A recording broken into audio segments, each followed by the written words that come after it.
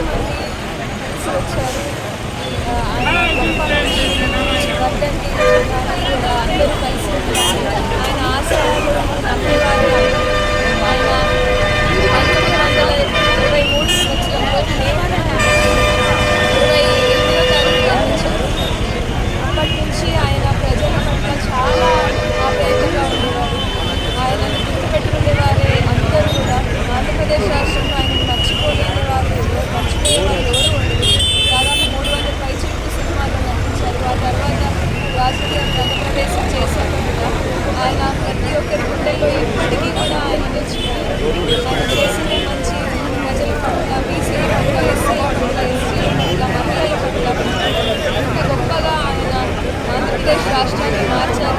ఆంధ్రప్రదేశ్ రాష్ట్రాన్ని తెలుగు రాష్ట్రాన్ని భారతదేశంలో గొప్ప పేరు తీసుకొచ్చారు. అంత గొప్ప మనిషిని ఇవాళ గుర్తు చేసుకుంటాం. ఇవాళ చాలా ఆనందంగా ఉంది. ఆయన ఆశయాలని టీడీపీ నాయకులు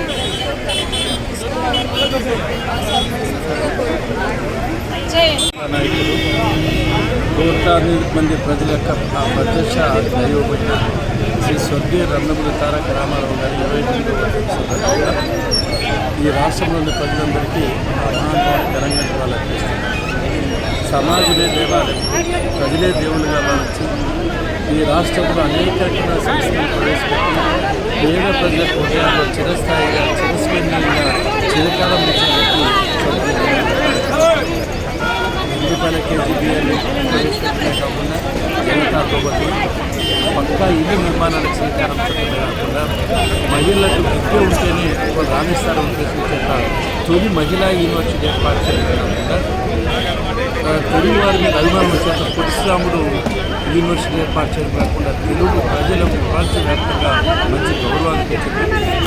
అంతేకాకుండా మాండలిక వ్యవస్థతో పాటు పటేలు పట్వారీ వ్యవస్థ రద్దు చేయడంలో ధైర్యంగా సాహసంగా ముందుకు పేద ప్రజల పక్షాన్ని నిలిచి అటు 3 ఏళ్లుగా ఏ రాజకీయ నాయకుడు సంక్షేమ కార్యక్రమాలు శ్రీకారం చుట్టిన అతి గొప్ప వ్యక్తి, మానవతావాది అనేడు స్వర్గీయ నందమూరి తారక రామారావు సందర్భంగా ఈ రోజున ప్రదేశ పాత్ర కొనసాగుతున్నమాట మహానుభావుడి యొక్క చలవ భిక్షానికి సందర్భంగా ఇప్పుడు ఎన్ని జన్మెత్తినా తీర్చుకునేవన్నీ